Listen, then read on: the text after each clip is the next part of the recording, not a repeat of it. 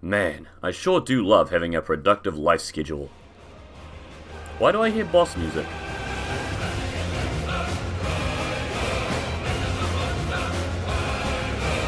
Final Fantasy XVI is the game of the year for 2023, the finalist fantasy of them all, and one of the greatest video games I've ever played. It's a masterful combination of exciting and dynamic combat, a vast and intriguing world and story, and wonderful characters that you can't help but love. And of course, add in a good amount of emotional damage, because this game was made by the Japanese. I got this game the day after it released. Curse you delivery times, and was playing it on and off for the first few hours, until I then decided it would become my sole gaming obsession and halt my progress on everything else in my life, besides work and training of course. To put it in perspective, the last game that did that to me was God of War Ragnarok, a game I'd been hyped for over 4 years by release. In comparison, I actually forgot Final Fantasy XVI was even coming out until 2 weeks before its release, and it still did this to me. So let's delve a little further into why, shall we, as I review what could possibly be the game of the year for 2023. Alert! There are going to be spoilers for the game discussed. I won't be diving into every moment and every major event, and the finale will remain basically untouched, but there will be notable spoilers throughout the entire review that I will not give a warning for. Now, with that settled, let's get into the review. So, to get it out of the way straight away, this is not a turn-based Final Fantasy, not even in the least, enough to condemn it in the eyes of many Final Fantasy fans. What it is a game with one of the best combat systems I've ever played, top 5 of all time, top 6 at the absolute worst. The combat is so dynamic, so explosive, weighty, and satisfying. It's far beyond what I expected, and delivers in every possible way. There are the basic mechanics like Sword Slash and Magic Shot, which can be comboed one after the other for an 8-hit basic combo, which never gets old to pull off. You also get a few moves from the Devil May Cry series, such as Stinger, an aerial combo, and the beloved enemy step. There's a parry system that I won't actually practice using until the final 10% of the game, and a precision dodge system, where dodging at the last second will let you dodge almost any attack without harm and counterattack with a powerful strike or magic shot. It just feels so good. Where things get spicier is with your Phoenix powers. You have your iconic feat, which in this case teleports you closer to your enemy, which can be transitioned directly into a strike, and I will lean on this like a crutch throughout the entire game. You also get 2 iconic strikes that act as special moves with cooldowns. There's a total of 4 iconic strikes you can get for the Phoenix, with Rising Flames, Scarlet Cyclone, Heat Wave, and the ultimate attack, Flames of Rebirth. All of these are fantastic moves, and great tools in your arsenal, with Flames of Rebirth being my personal favourite.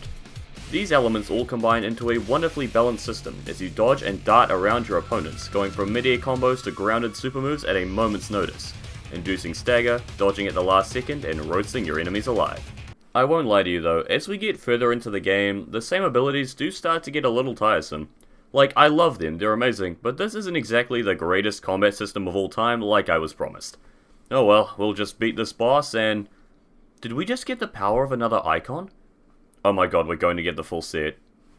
Attention, this is your final chance not to get spoiled. You ready? Okay, let's do this. Final Fantasy XVI lets you build up your collection of gods in your pocket over the course of the game, expanding your arsenal so much and truly elevating the gameplay into legendary status. You can choose any 3 icons to channel at once, cycling between them, with each of the 7 icons having a unique iconic feat and 4 iconic strikes each, letting you apply true customization to your build and playstyle, personalizing your Clive Ross field to be as godly as you want in any way. Of course, this is being a little simplistic, for you can also upgrade each of the moves and feats with ability points earned during combat, taking your power to new heights, and once they reach max level, you can upgrade the attacks to Mastery, letting you apply any iconic strike to any iconic feat, meaning you can stock the fire icon with 2 ice moves because of the reasons why. This system is one of the best I've ever played, and unlocking and customizing these powers is some of the most fun I've ever had when it comes to building a character in a game. The Phoenix lets you teleport to enemies, Garuda gives you a grapple that either pulls enemies closer or launches you skyward, as well as applying more stagger during boss fights. Ramuh lets you shoot electric balls, which is also kind of the lamest one, I'm sorry. Titan gives you an even better parry mechanic with a sweet follow-up. Bahamut gives you nuclear bombs in your backpack, Shiva gives you an even better precision dodge, and Odin turns you into Virgil from Devil May Cry.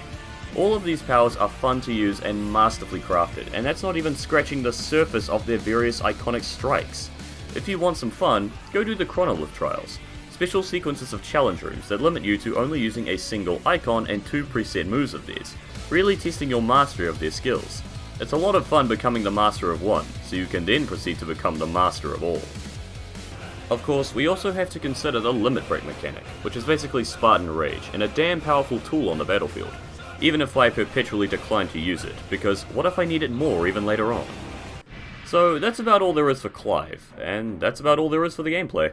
You don't control any other characters throughout your journey, it's just him, a first for a Final Fantasy game. But I don't mind this at all. It works considering the style of the game and the context behind Clive.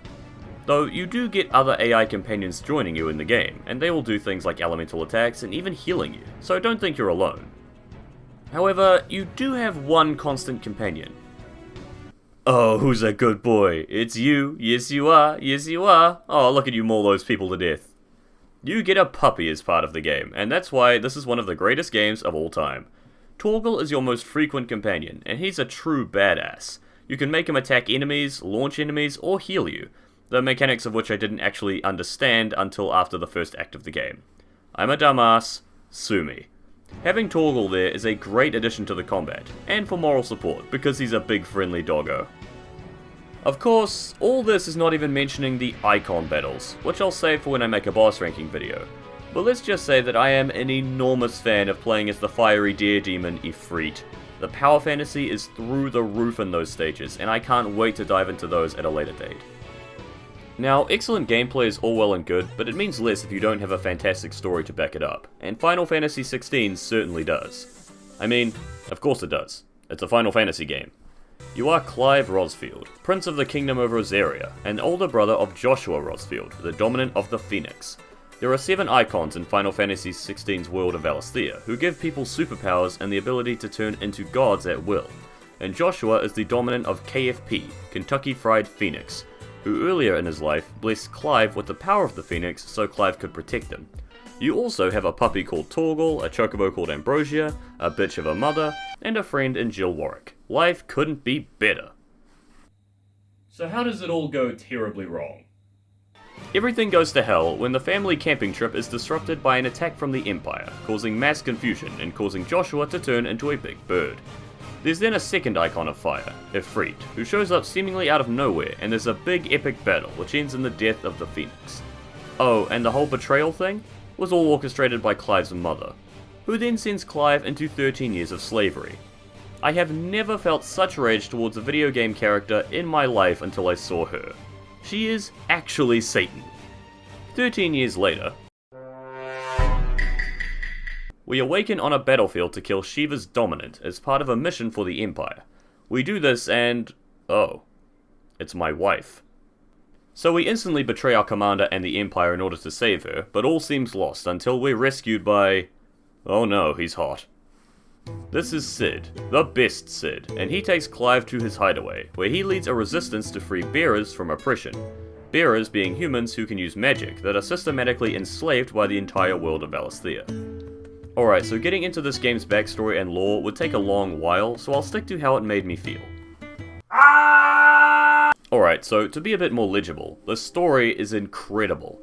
It goes from a relatively standard medieval politics story, with betrayal, discrimination, and ever-shifting power dynamics, to a story where you kill God. So it's like every other Final Fantasy game, really. Every time I felt like I had the plot nailed down, it completely swerved on me and made me reevaluate everything I thought I knew, but in a good way. The twists were very welcome, and replaying the game on Final Fantasy mode with all my new knowledge makes the story hit even harder. The end of the 3rd chapter of the game shall forever remain as one of my greatest what the hell is going on moments in gaming history, and I love it. Please, play it for yourself. The Final Fantasy series is no stranger to magnificent narratives, and this is right up there with my favorite in Final Fantasy VII, or perhaps it even surpasses it in some ways. That's how good this game is. Of course, I have to mention that as far as protagonists go, Clive is the GOAT. This man is such a compelling character. You really empathize with his motives, his struggles, his fears, and his triumphs. You connect with Clive. You want him to succeed and make it out of the story in one piece. You want him to accomplish his goals and live the life he deserves. He's got a fun personality, is a total badass as well as a sweetheart, and his pecs are truly a blessing from the gods. Even the VA agrees with me. You will never understand the burden of trying to fit through tight spaces with these pecs. Unironically, he's one of the greatest main characters of all time. Also, he's hot. The people in your hideaway are just as lovable. You bond with them throughout the game as you do their side quests, and trust me, there's enough side quests to go around. You hear their stories, their troubles, and you want to help these people have a better life. Notable among these is Blackthorn, the friendly smith, Vivian, the recap lady, Sid 2, Mid, Karen, who is also here, and Jill, the love of my life. Second best Final Fantasy girl I've ever met, though my options are somewhat limited in that aspect. How many people I would kill for Jill is not accurate, it's how many people would I allow to live, and the answer is not many. Some have criticized Jill, and I agree she could have had a more direct role in some of the story's events, but what we still got was fantastic, and I loved every interaction between her and Clive. It's honestly rather refreshing to see two adults acting on their feelings maturely, instead of the usual, do they like me back, young adult sort of storytelling. Not that I have a problem with the latter, I love it, it's just the former is refreshing to see, and in this case, expertly done. The villains of this game are equally well done. They're so hateable, but in a good way, and they are all compelling to witness. Except for you. You can die in a fire. As for the main villain, yeah, they're definitely a Final Fantasy villain, alright, but that is a huge compliment. I don't want to get too deep into any of them here because spoilers and I don't want the video link to bloat out for too long, but let's just say you will have a lot of cathartic fun kicking their teeth in. They are expertly written. Of course, this is a Final Fantasy game, whether the haters want to believe it or not, so we have an open world to explore in between gripping story sections, and truthfully, I love the world of Valisthea. The lore of the world is wildly intriguing, but I won't get too deep into that because that's a whole other discussion for another video. The actual aesthetic and exploration of the world I felt was handled really well. The world is essentially divided into zones with various settlements scattered throughout the zones, creating an open world but in bite-sized chunks, as opposed to the connected vastness of Final Fantasy XV, which I actually think is a good thing. The relatively smaller scale allows more focus into making the world interesting to explore or less tedious to traverse, and they do that very well here. Whenever I had to get across the map, whether by foot or by chocobo, it was never, "Gah, this is going to take forever." It was just, alright, let's go for a minute-long jog past some deadly beasts. Don't get me wrong, the world is still full of things that want to kill you, but thanks to the excellent combat system I mentioned so earlier, it's just an excuse to have some more fun wielding godly power. The various fast travel points littered around the map also help make exploring less tedious, and the PS5 has super fast load times. But of course, what's the good of an open world if there aren't things to do? Enter the side quests, and they are fantastic in this game, with a small caveat.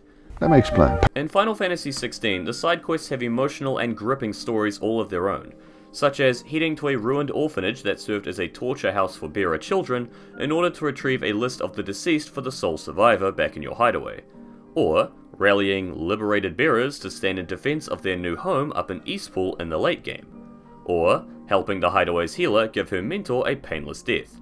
Beautiful stuff, expertly written, very emotional. The actual gameplay of these side quests is, go over there, kill some things, grab an item, and bring it back. I will admit it freely, they're just fetch quests dressed up in fancy narrative for the most part, but goddamn it was engaging enough to keep me doing every single side quest in the game regardless. It may not be the most complicated thing in the world, but it gives me warm fuzzies every time I help somebody, and that's more than enough for me. Though I will admit, at times, you will finish a big story beat, be super excited to get to the next chapter of the main story, then look around and see 7 green question marks scattered around your hideaway, and it's like, why?